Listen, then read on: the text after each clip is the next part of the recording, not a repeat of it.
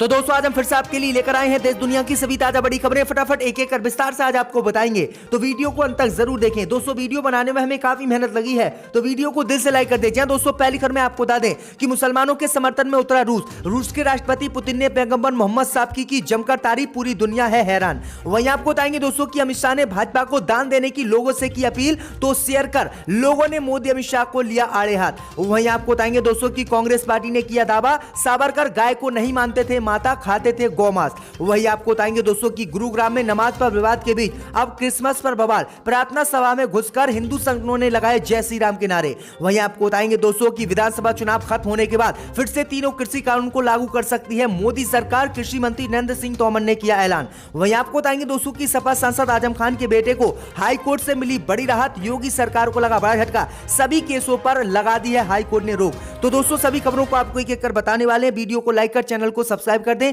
और हमें कमेंट में बताएं कि आपके जिले किस राज्य से हमारी खबरों को देख रहे हैं।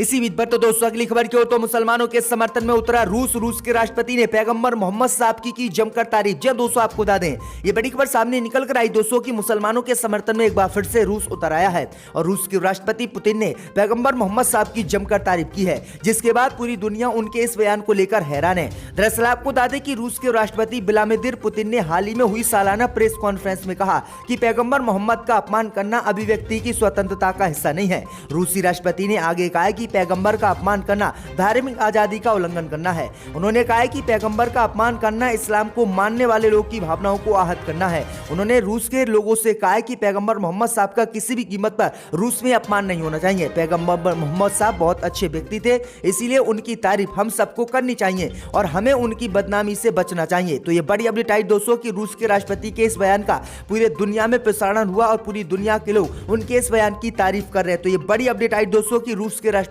ने पैगंबर मोहम्मद साहब को लेकर यह बड़ा बयान आज दिया है। इसी बीच पर तो दोस्तों अगली खबर की ओर, तो अमित शाह ने भाजपा को दान देने की लोगों से की अपील, तो लोगों ने मोदी अमित शाह को लिया आड़े हाथ। जी दोस्तों आपको बता दें कि पूर्व प्रधानमंत्री अटल बिहारी वाजपेयी की जयंती के अवसर पर भाजपा ने बीजेपी पार्टी को दान देने की लोगों से अपील की। गृह मंत्री अमित शाह ने भी भाजपा को 1000 रुपए का दान दिया और ट्वीट कर कहा कि भाजपा को ज्यादा से ज्यादा लोग दान दें। वहीं आपको बता दें कि अमित शाह के इसी बयान पर अब लोगों ने पलटवार किया है। दरअसल आपको बता दें कि अमित शाह द्वारा भाजपा को चंदा देने की अपील पर ट्विटर पर प्रतिक्रिया देते हुए यूजर ने लिखा है, जब हम पहले से ही बहुत सारे टैक्स दे रहे हैं तो हमें अलग से दान क्यों करना चाहिए। पेट्रोल की कीमतें, यात्रा पर खर्च, भोजन का खर्च, सब कुछ दिन ब दिन बढ़ रहा है और आप लोग इतनी सारी राशि को कहां पर खर्च कर रहे हैं, हमें बताएं और हम आपको पैसा क्यों दें। वही लोगों ने कहा है कि भाजपा को मदद करने से अच्छा है कि आम लोगों की मदद की जाए, क्योंकि आम लोग, पड़ोस के लोग हमारे काम आ जाएंगे, लेकिन भाजपा का नेता कोई भी हमारे काम नहीं आएगा, इसलिए भाजपा को किसी भी कीमत पर हम चंदा नहीं देंगे। तो अमित शाह की इस अपील का लोगों ने जमकर विरोध किया है और मोदी अमित शाह को आड़े हाथ चंदा देने को लेकर ले लिया है। इसी बीच में तो दोस्तों अगली खबर की ओर, तो कांग्रेस पार्टी ने किया दावा, सावरकर गाय को नहीं मानते थे, माता खाते थे गौमांस। जी दोस्तों आपको बता दें कि कांग्रेस के वरिष्ठ नेता और मध्य प्रदेश के पूर्व सीएम दिग्विजय सिंह ने बीजेपी पर निशाना साधते हुए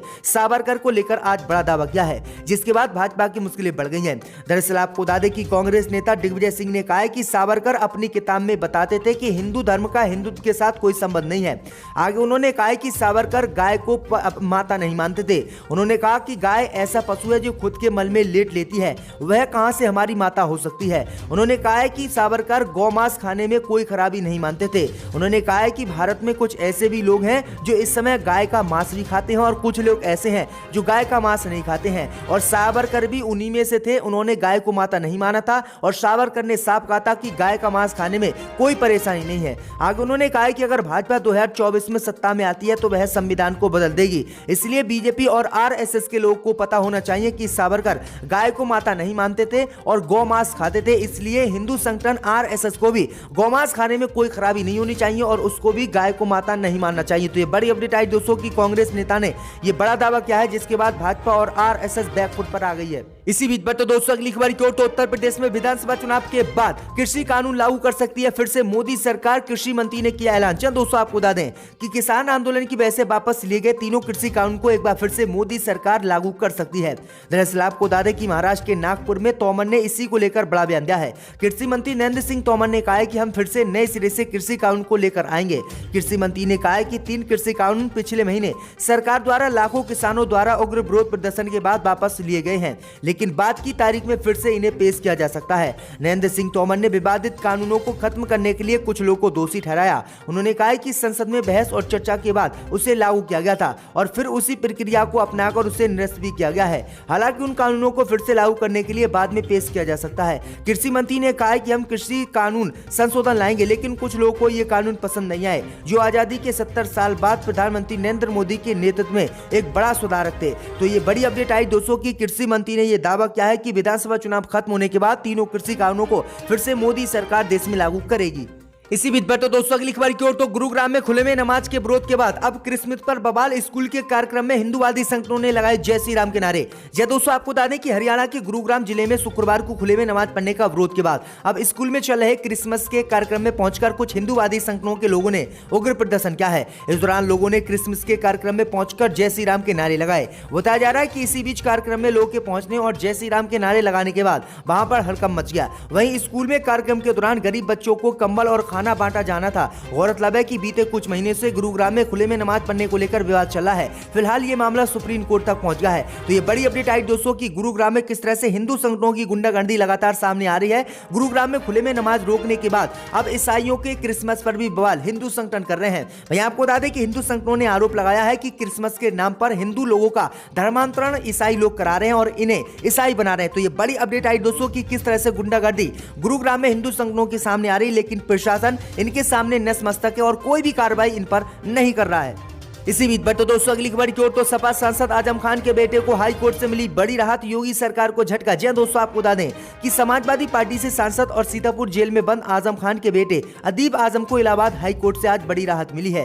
कोर्ट ने अदीब आजम के खिलाफ रामपुर के MP MLA कोर्ट में लंबित मुकदमों में कार्रवाई पर रोक लगा दी है। बता दें कि लोक संपत्ति क्षति निवारक अधिनियम 1984 की धारा 2/3 के तहत दाखिल चार्जशीट को आजम खान के बेटे ने हाई कोर्ट में चुनौती दी थी। याचिका की तरफ से कहा गया था कि दाखिल चार्जशीट नियमों के खिलाफ है। नियम अनुसार उसे IPC की धारा 441 के तहत नोटिस नहीं दिया गया है। अब कोर्ट ने याचिका पर सुनवाई करते हुए कार्रवाई पर रोक लगाई और उत्तर प्रदेश की योगी सरकार से जवाब भी तलब किया है। बता दें कि जस्टिस राहुल तुर्वेदी ने सिंगल बेंच ने इस याचिका पर सुनवाई की। तो ये बड़ी अपडेट आई दोस्तों की भाजपा को बड़ा झटका रामपुर से लगा है। इसी बीच बढ़ते दोस्तों अगली खबर की ओर। तो जम्मू कश्मीर में शेरे कश्मीर इंस्टीट्यूट के नाम बदलने पर लोगों में नाराजगी, मोदी सरकार को झटका। जी दोस्तों, आपको बता दें कि कश्मीर में ज्यादातर जगहों पर तापमान 1 डिग्री सेल्सियस के आसपास है, लेकिन केंद्रीय स्वास्थ्य मंत्रालय द्वारा जारी किए गए एक दस्तावेज ने घाटी के लोगों का तापमान बढ़ा दिया है। दरअसल आपको बता दें कि स्वास्थ्य मंत्रालय द्वारा जारी किए गए दस्तावेज में कश्मीर के एक प्रमुख मेडिकल संस्थान का नाम भगवान श्री कृष्ण के नाम पर बदला हुआ पाया गया है। मामला इतना गर्म हुआ कि अंत में प्रशासन को इस संदर्भ में स्पष्टीकरण देना पड़ा। दरअसल आपको बता दें कि राष्ट्रीय स्वास्थ्य मिशन के वेबसाइट पर एक हेपेटाइटिस जागरूकता प्रोग्राम की सहायता के लिए एक दस्तावेज जारी किया गया था। मिली जानकारी के मुताबिक इस दस्तावेज में जब कश्मीर के शेर Kashmir institute of medical sciences का नाम Shri Krishna institute of medical sciences के नाम पर बदला हुआ पाया गया।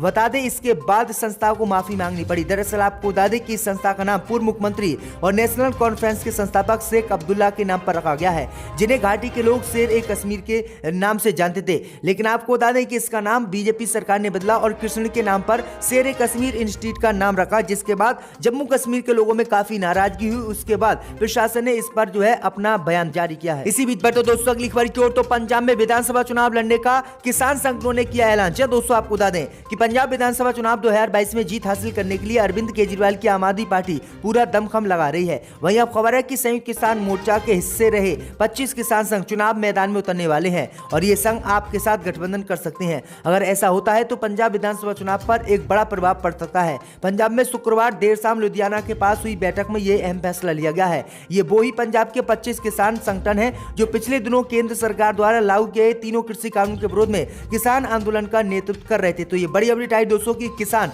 अब पंजाब में विधानसभा चुनाव लड़ेंगे और आम आदमी पार्टी से गठबंधन भी कर सकते हैं। इसी बीच बढ़ते दोस्तों अगली खबर की ओर। तो यूपी के बाद उत्तराखंड में नाम बदलने का सिलसिला हुआ शुरू। CM धामी ने की बड़ी घोषणा। दोस्तों, आपको बता दें कि मुख्यमंत्री पुष्कर सिंह धामी ने शनिवार को चमोली जिले के नंदा नगर में आयोजित भाजपा विजय संकल्प रैली में कई योजनाओं का शिलान्यास और लोकार्पण किया। इस मौके पर सीएम ने जोशी मठ का नाम अब ज्योतिष मठ करने की घोषणा की है। दरअसल आपको बता दें कि सीएम ने थराली के पूर्व विधायक गगन लाल शाह के नाम से थराली पंथी महाविद्यालय की भी घोषणा की है। पुष्कर सिंह धामी ने भाषण की शुरुआत पूर्व पीएम और भारत रत्न अटल बिहारी वाजपेयी को याद करते हुए की है। दरअसल आपको बता दें कि अब तक उत्तर प्रदेश में कई शहरों के नाम बदल जा चुके हैं, लेकिन अब उत्तर प्रदेश के बाद उत्तराखंड में भी बीजेपी सरकार नाम बदलने पर उतर आई है। 2006 में कि एक एमपी ने